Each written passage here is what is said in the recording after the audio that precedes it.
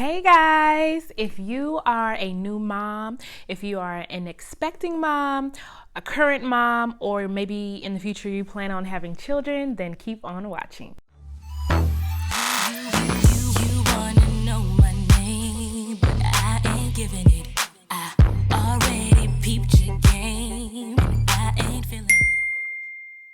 So before we even get started with the discussion today, I want to ask you guys a very important question. Can I be real? Can I get real today on this video? Can I just get real? Because if I cannot get real, then we cannot talk about it. So can I get real? All right, let's do it. I have my wine. This beautiful glass my best friend made for me, so thank you, Jocelyn. But I have my wine.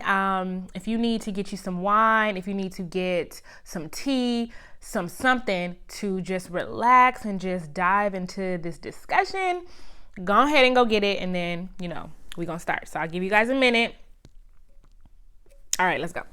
Finding yourself after having a baby. Let me take a sip. Hold on. Before I even got pregnant, I always saw myself as a mom at some point in my life. That wasn't my only goal in life, but I knew that at some point in my life, I would become a mother. So, in my younger days, when I thought about motherhood, I thought about how I would be such a great nurturer, and I would make sure my daughter, if I had one, I always wanted a son. Always wanted a boy. But if I had a girl, I knew that I would always make sure she looked so cute. I would be walking into the daycares with my high heels on, picking her up. Like, my life would be at another point when I had a child, just all these things. And then I get pregnant. It wasn't a planned pregnancy, but I get pregnant, and it wasn't like that. As girly as I am, I had trouble with putting together simple things like really cute outfits for her in the beginning. It's almost like, and this is not for everybody, this is my own experience, but if there is anyone out there that has a similar experience, hopefully, I can help you out with this video.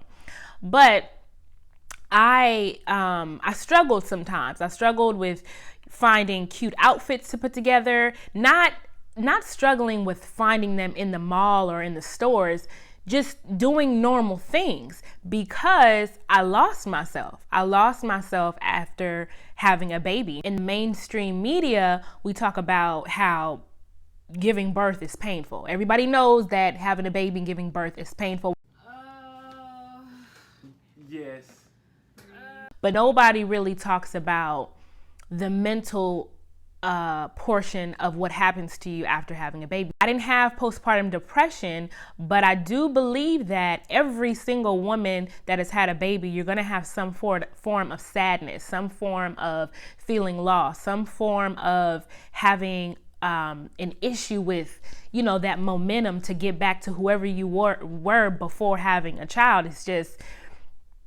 It's inevitable. So it took me a long time to get back to, not even to get back to me, but to accept the new me. And that's what we'll get into today. So my daughter's 2 years old now, and I believe it took me a little bit over a year to start to accept the new person that I am and be comfortable being her. I think the first thing that you should do when trying to find yourself after having a baby is give yourself time to mourn who you were.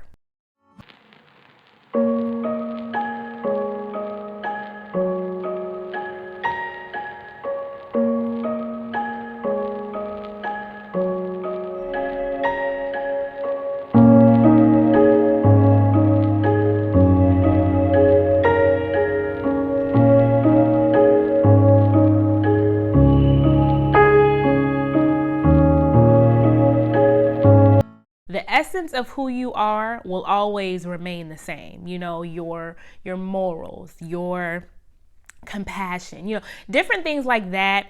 I believe that stays. I believe that sticks with you. But the rambunctious person maybe you were, the person that was, the littest person at the party, the one who would be able to get dressed in 2 seconds and be out the door, just different things like that. That changes because when you have a baby everything is about schedules and timings. You know, even going to the grocery store is not the same that it used to be before. You know, you can't just get your stuff up and go to the grocery store. Sometimes you have to make sure, you know, your baby is dressed. If they use the bathroom, you got to change their diaper. You got to make sure you pack everything in their diaper bag, you know, before you get out the door. So getting out the door, going to the grocery store may seem like such a small thing to do, but when you add a baby to it, it's a whole event that has to be scheduled. Or even, you know, getting invited to a party has to be scheduled with a babysitter. You know, your body changes what you're going to wear. It's a different thing. It's a different thing. So give yourself time to mourn who you were so that you can give yourself an opportunity to accept.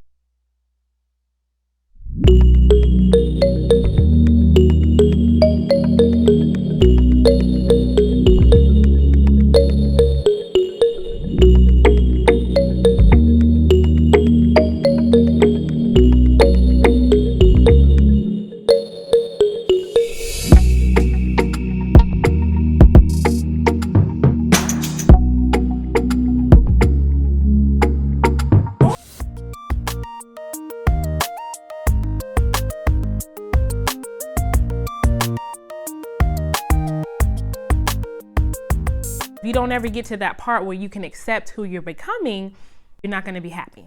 Anytime you have an event in your life that's life-changing, it's growth. You're evolving. So you're not going to stay the same. So you have to accept the new you, find things about you that you like, you know, instead of focusing on what you don't like. For example, my stomach. I never had stretch marks on my stomach. I had stretch marks on my breast, but I never had stretch marks on my stomach. Now, after having a baby, I don't care how many creams and potions and lotions and oils and everything that I was told to use, I still got stretch marks. For a long time, I was like, oh my God, how am I gonna wear a bikini again? Oh my God, I can't wear shirts that are gonna show my stomach and, you know, blase, blase. Now, some people may be comfortable showing their stretch marks. I am not. So now I've accepted that I need to find shirts that accentuate other parts of my body, like my beautiful shoulder. I can show that. Or if I wore something like this as a bathing suit, this would be my bathing suit, and then I would accentuate, you know, my legs, or just find different things about me that I love. That does not mean that I don't like my stomach and I just, oh my God, you know, I'm just so embarrassed and insecure. It's not that. It's just that I personally don't want to show my stretch marks, you know, in a bikini. So I'm going to find a different type of swimsuit to accentuate other parts of my body. Or instead of wearing shirts that are going to show my stomach, I wear something that can accentuate something else. And instead of focusing on the fact that I have stretch marks on my stomach, I'm now showcasing other parts of my body that I love and that are still beautiful and still, you know, sexy. So that is just a small example of trying to accept the new you. Now, it goes deeper than, you know, clothes, but that's just an example. And then feeding yourself literally and figuratively. And what I mean by that, let me take me a sip, hold on. You have to watch what you consume. You have to be very mindful about what you consume. Right now, we're going to talk about figuratively. What you consume when it comes to social media, what you consume when it relates to who you allow in your life, in your space, in your energy, what you allow yourself to talk about, you know, conversations, all this type of stuff. Watch be mindful about what you allow in your psyche, you know, all of that. Watch it. Because what happens is sometimes if you allow the wrong type of energy, or I'll give you an example. If you spend so much time on social media, it's very easy to go down that rabbit hole of comparisons. It's very easy to do it when you're not a mother, and it's very easy to do it when you are a mother. So then sometimes you can get inside this type of cycle where you are starting to compare how you parent your children, how you may not have snapped back as fast as another mother. It becomes depressing. I've dealt with that as well, where I compared different mothers that I know to myself, and how I mother, how I parent, you know, how I dress my child, you know, all these things that just really rob you of joy. It really robs you of just being the best mother that you can be because you focus on somebody else. So watch what you allow in your space, and also watch what you feed yourself, because first of all, always feed yourself wine, because wine is your best friend as a mom. But no, seriously, watch what you feed yourself in terms of different foods. Try to incorporate fruit, incorporate just healthy things. I'm reading this book right now, and it's called Eat Pretty. I got this tag on it, but it's called Eat Pretty, and it goes on to talk about different nutrition that, you know, is not only it doesn't only aid in beauty, but it aids in inside your body, which you know, helps with moods, alleviates stress, all of that. So definitely watch what you feed yourself, figuratively and literally. Watch what you consume, and then be intentional. When you have a baby, right, and you are wanting your body to snap back, you're wanting to look a certain way, you see this woman in your brain that you want to be, but it's extremely hard to get there. You have to be intentional, because after having a baby, nothing comes natural anymore. It's not natural. It's not second nature for me to just be, you know, looking cute and all that. It's not second nature for every mother. So you have to be intentional. Today, I'm going to take a shower, because sometimes it gets to that. Today, I'm going to brush my teeth. I'm going to wash my face. I'm going to take a shower. I'm going to put on me a cute outfit. I'm going to do my makeup if you wear makeup. I'm going to do my hair. Be intentional, because when you look good, you feel good. You really do. You go outside and you showcase a confident person. And sometimes you have to fake it till you make it. So sometimes if you don't feel beautiful and you don't feel confident, get dressed, put on some makeup, put on some nice shoes, do your hair, whatever, and fake it until you feel confident, because you just can't allow yourself to expect the best out of you if you're not going to be intentional about being the best version of yourself. Also, make time for not only me time. Every mother needs a me time, but I'm not talking about that. Make time for yourself to hang out with your girlfriends, because sometimes your girls will remind you of who you are outside of a mother, outside of a fiance, of a partner, wife, whatever. When you hang out with your girls, okay, and y'all go out and you guys go to dinner, do whatever you want to do, it gives you that sense of individuality, that I'm not just someone's mother. I'm not just a wife. I'm Kayla, you know, and now I'm with my girls and they're reminding me of that. Me time is always good. It's always good to get you some me time, but sometimes you do need to make time with your girlfriends so that you can feel, you know, something outside of a mom, you know what I'm saying? So get your friend time in and level up. Level up. I know that leveling up, the topic of leveling up, is so big right now. But when I think of leveling up as a mother, I think of doing you the best way you can. Not comparing yourself to another mother, not comparing yourself to another woman, loving yourself. Self-care is a form of loving yourself. Also, always having time for your children, but never neglecting time for yourself and feeding yourself good food. All of this entire topic is not only about finding yourself, but it's about loving who you are currently. In order to do that, be nice to yourself, be kind to yourself.